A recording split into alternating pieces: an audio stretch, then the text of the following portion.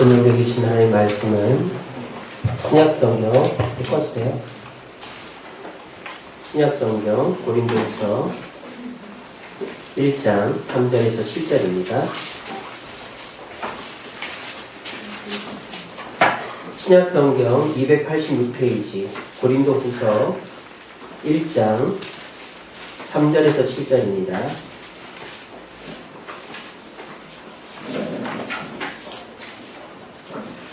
같이 하셨죠? 같이 천천히 읽겠습니다. 찬송하리로다. 그는 우리 주 예수 그리스도의 하나님이시요 자비의 아버지시요 모든 위로의 하나님이시며 우리의 모든 환난 중에서 우리를 위로하사 우리로 하여금 하나님께 받는 위로로서 모든 환난 중에 있는 자들을 능히 위로하게 하시는 이시로다. 그리스도의 고난이 우리에게 넘친 것 같이 우리가 받은 위로도 그리스도로 말미암아 넘치는도다. 우리가 환난 당하는 것도 너희가 위로와 구원을 받게 하려는 것이고 우리가 위로를 받는 것도 너희가 위로를 받게 하려는 것이니 이 위로가 너희 속에 역사하여 우리가 받는 것 같은 고난을 너희도 견디게 하느니라. 너희를 위한 우리의 소망이 견고함은 너희가 고난에 참여하는 자가 된 것 같이 우리에게도 그럴 것을 알리라. 아멘.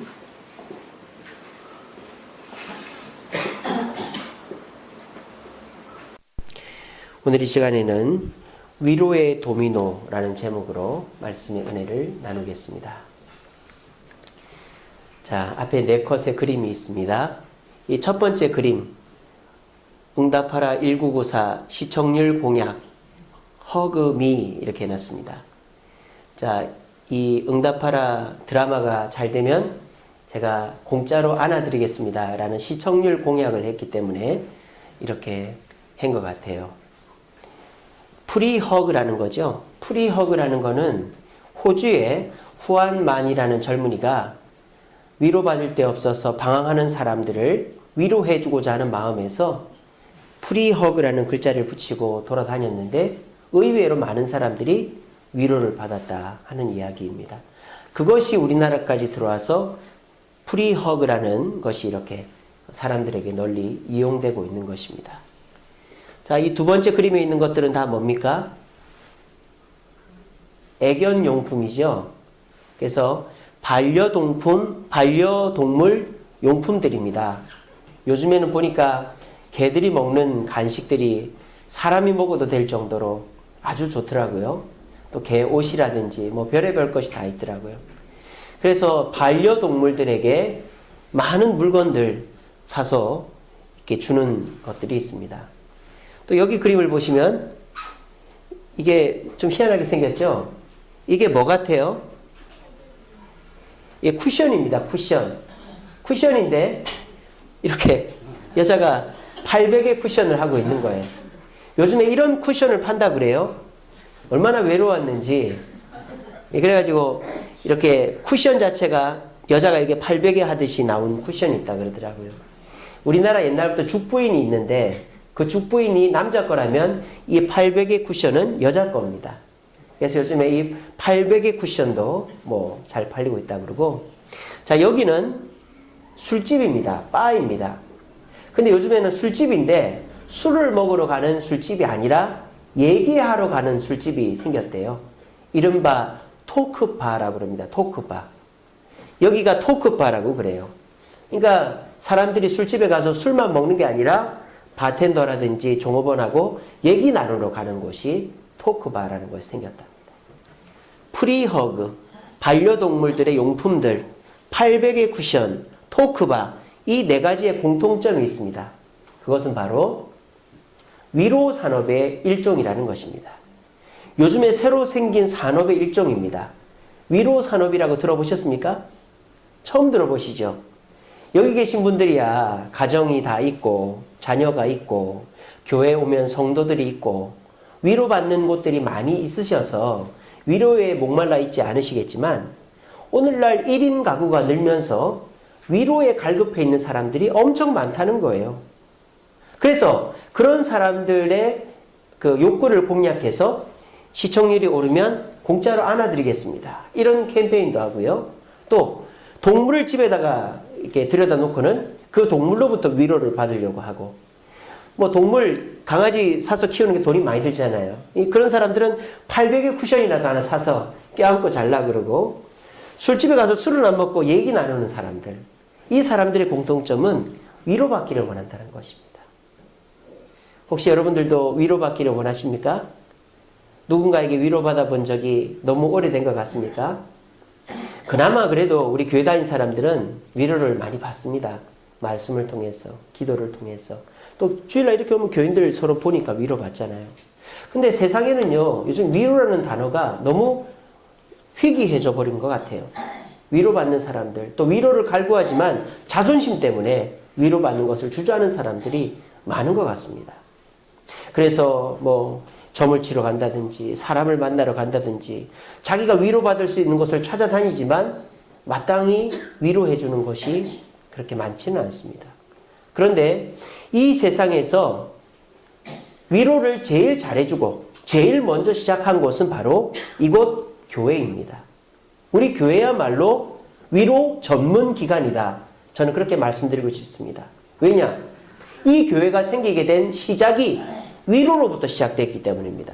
누구로부터? 예수 그리스도의 오심부터. 예수님이 어디서 태어나셨죠?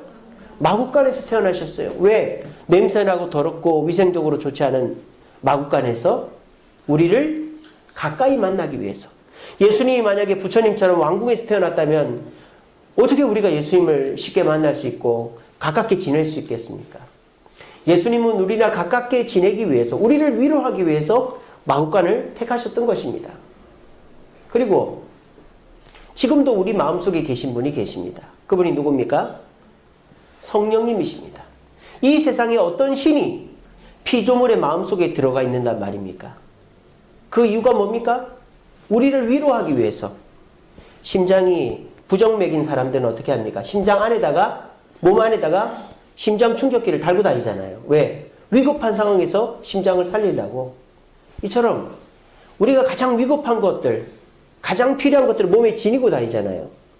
근데 우리에게 있어서 가장 필요하면서 위급할 때 사용할 수 있는 성령님의 위로를 우리는 가슴에 담고 다니니 우리야말로 얼마나 위로를 쉽게, 크게, 많이 받을 수 있는 사람입니까? 우리 교회야말로 위로 전문 기관이라고 말할 수 있는 것입니다. 그럼 어떻게 해야 됩니까? 저와 여러분들은 받은 위로를 가지고 누군가를 위로해 주어야 되는 사명이 있는 것입니다. 여러분들은 여러분 주변에 있는 누군가를 위로하고 계십니까? 내 가족을, 내 자녀를, 내 친구를, 내 직장 동료들을 위로하고 계십니까? 그렇지 못하다면 우리는 신앙인으로서의 삶을 제대로 살지 못하고 있는 것입니다. 또 이렇게 말씀하실 수도 있겠죠.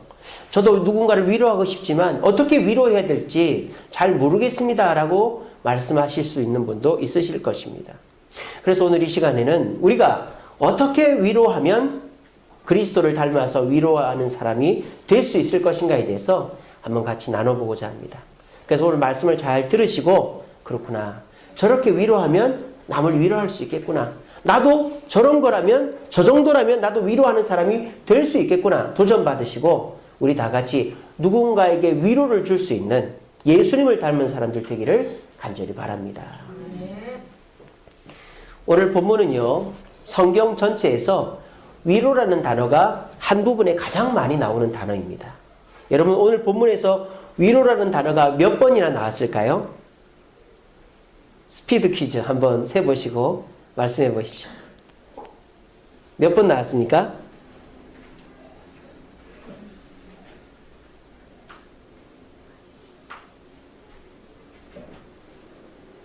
예, 우리 준수가 맞췄습니다. 10번 나왔습니다. 10번. 예, 다들 많이 졸리신 것 같네요. 만사가 귀찮죠, 그죠? 자, 위로라는 단어가 지금 10번 나오고 있어요. 한 본문에서 이렇게 위로라는 단어가 많이 나오는 성경도 흔치 않습니다. 그래서 이 본문 속에서 우리는 위로를 배울 수 있습니다.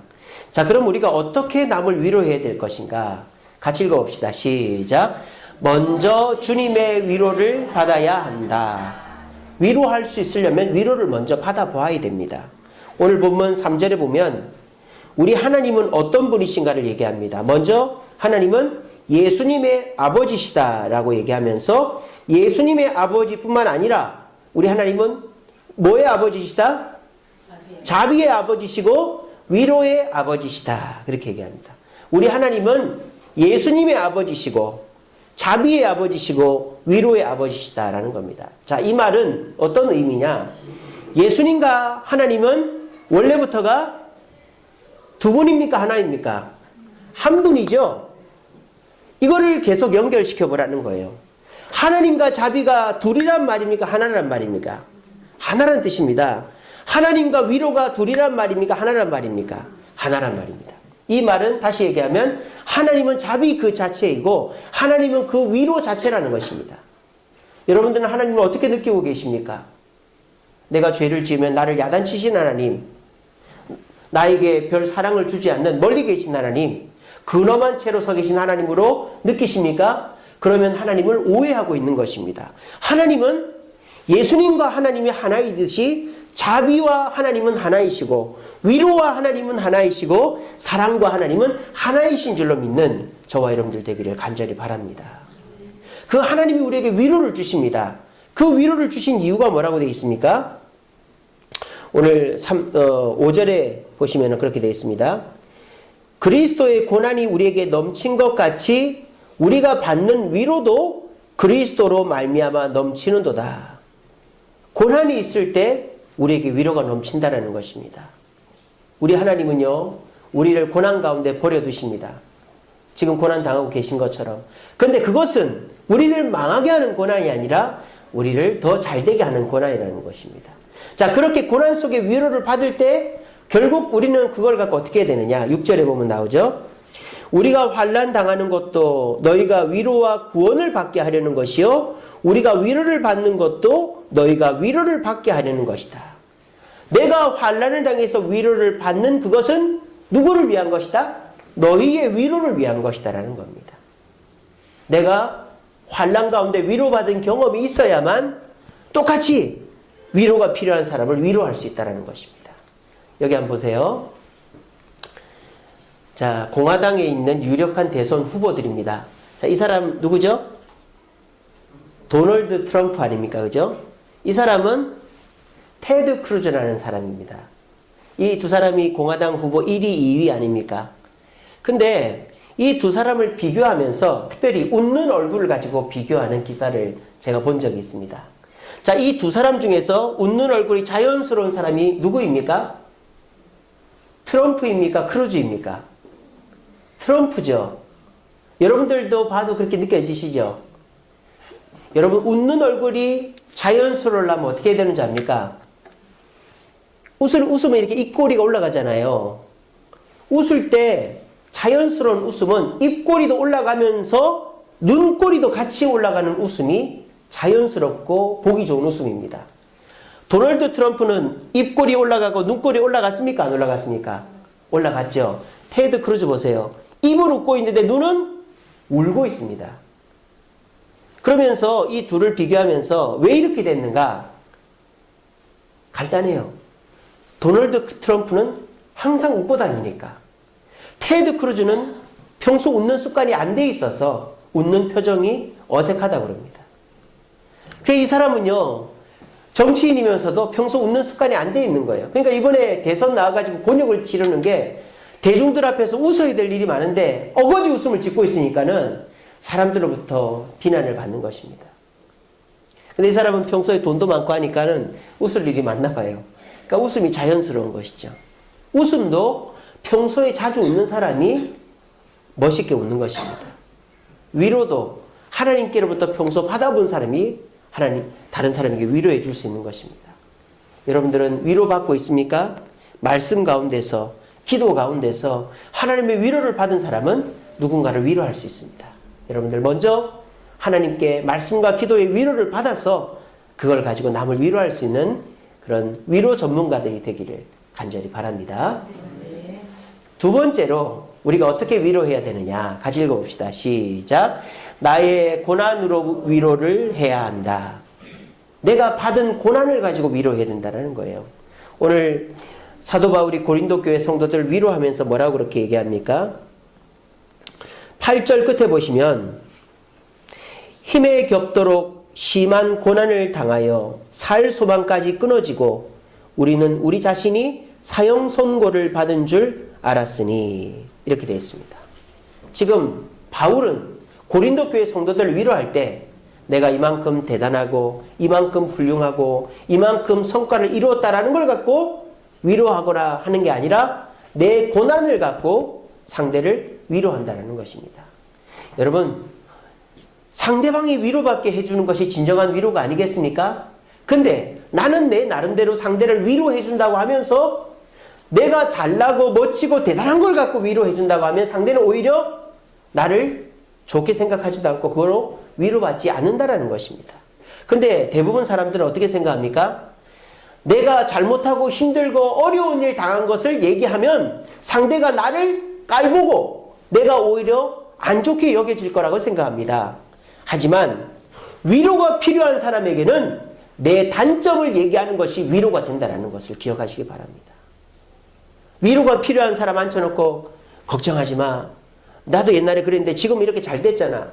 나 얼마나 지금 잘 살고 얼마나 행복하고 얼마나 훌륭하고 어제도 돈이 어떻게 들어왔고 어제도 누가 나한테 이렇게 했고 그런 얘기하면 상대방이 그래요. 좋겠다 좋겠다 하면서 우이씨 지만 그렇지 뭐 이렇게 한단 말이에요.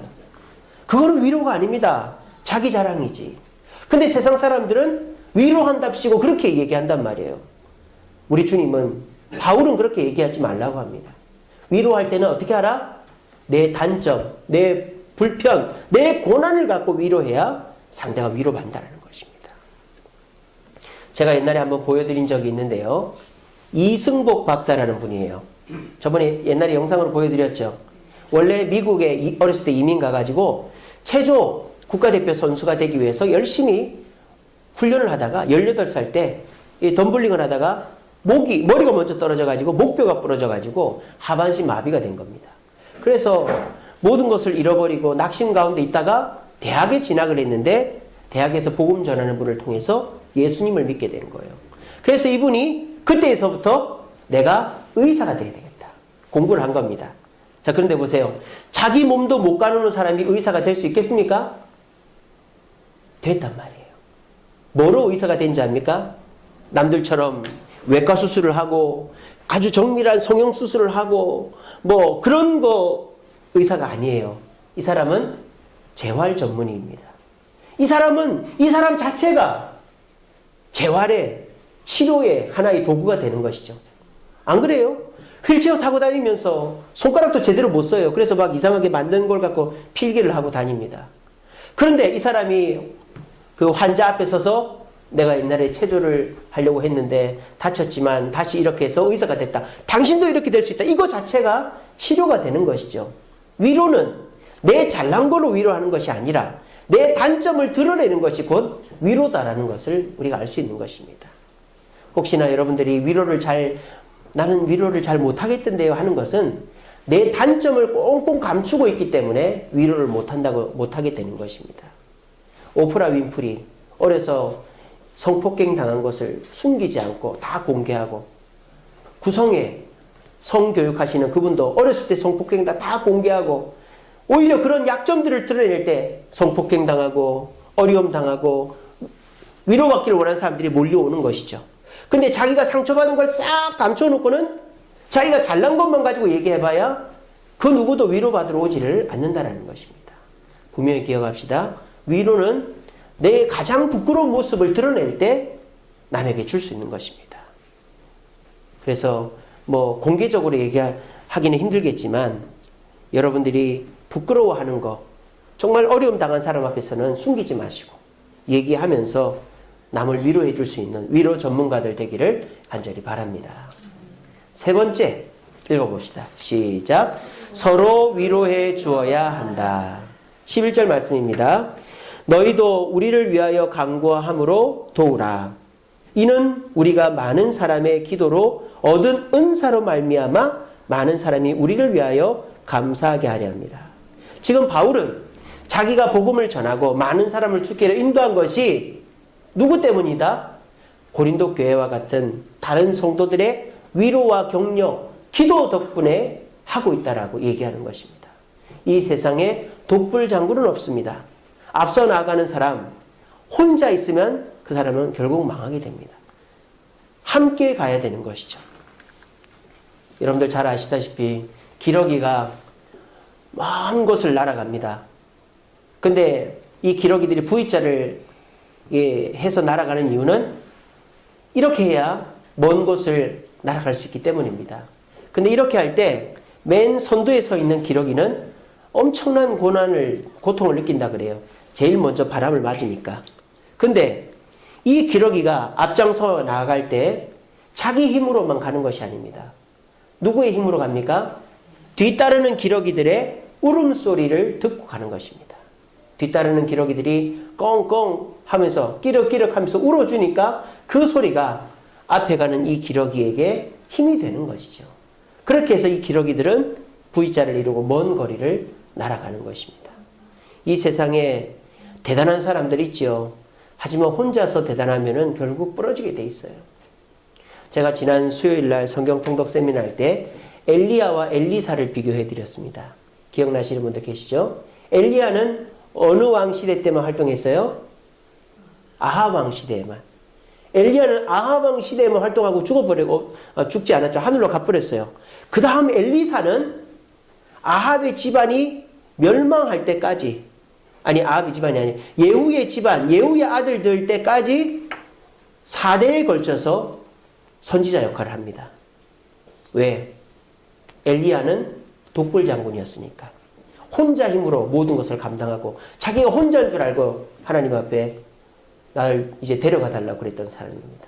하지만 엘리사는 선지생도들을 거느리고 그들을 섬기고 또 왕과 친분과 위로와 교제를 누려왔기 때문에 이 엘리사가 엘리야보다 훨씬 긴 기간 동안에 많은 사람을 섬길 수 있었던 것입니다. 위로는 독불 장군이 혼자 하는 게 아닙니다. 함께 해야 되는 것입니다. 엘리사가 선지생도를 섬기면서 위로도 받고 왕을 섬기면서 위로도 받고 그렇게 하면서 서로가 긴 기간을 활동할 수 있었던 것입니다. 오늘 이 자리에 계신 저와 여러분들도 하나님으로부터 위로받고 그 위로를 남에게 나눠주다 보면 이런 생각이 들어요. 나 혼자만 고생하는 거 아닌가? 여러분 그렇지 않습니다. 내가 위로를 나눠줄 때 그 사람이 변화됩니다. 내가 위로를 나눠줄 때 결국 그 사람이 변화되어서 나한테 고맙다고 합니다. 그리고 그 사람이 또 다른 사람을 위로해 주게 됩니다. 이것이 바로 위로의 도미노인 것입니다. 위로는 절대 멈춰지는 법이었습니다. 도미노가 다 무너질 때까지 멈추지 않듯이 위로도 절대 멈추지 않습니다. 내가 이 사람 섬겨봐야 이 사람이 뭐 꿈쩍이나 하겠나? 그렇지 않습니다. 여러분 누군가를 위로해 보세요. 그러면 반드시 그 사람도 내 위로를 받고 다른 사람을 위로하게 되어 있습니다. 또 나를 위로하게 되어 있습니다. 그렇게 하다 보면 우리 주변이 다 위로의 도미노로 위로가 넘치는 곳이 되어지는 것입니다. 우리 지난 12월 연말에 송년 다가회 때 그런 거 경험했잖아요. 우리가 간증합시다. 그러니까 처음에 서로 안 한다고 막 그랬어요. 근데 막상 주일 오후 예배 때 간증을 시작하니까 막 우후죽순처럼 나도 하겠다. 심지어는 우리 정인이까지 나와가지고 나도 기서 덕분에 하나님 은혜를 경험했다고 간증하고 말이죠. 이처럼 간증이나 위로나 하다 보면 반드시 전염성이 있고 서로가 서로에게 도전이 되고 위로가 되는 것입니다. 숨기지만 않으면 됩니다. 아무리 내가 이 사람 불쌍히 여기는 마음이 있더라도 말하지 않고 위로하지 않으면 그건 위로가 성립이 안 됩니다. 내가 불쌍히 여기는 마음을 가지고 걱정하지 마. 사실 나도 이런 걱정 때문에 죽을 것 같아.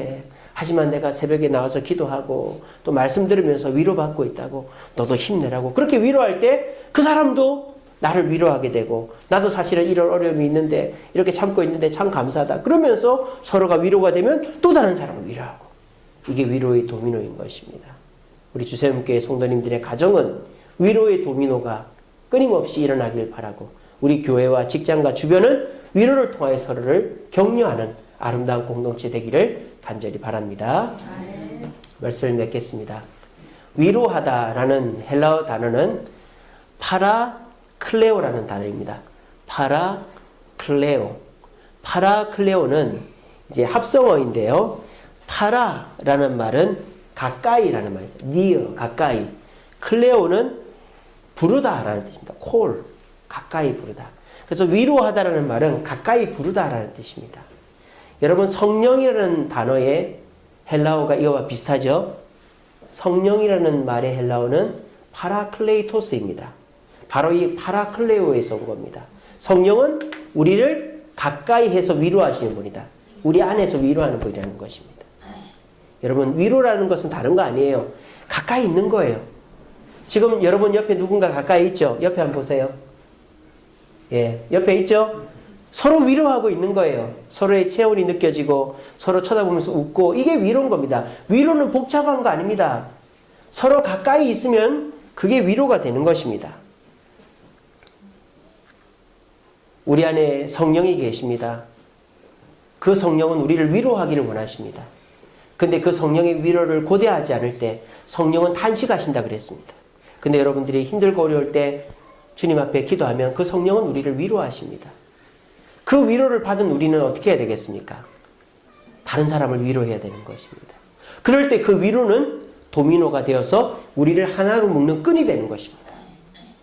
에베소서 4장 3절 말씀에 같이 읽어봅시다. 시작. 평안에 매는 줄로 성령이 하나 되게 하신 것을 힘써 지키라.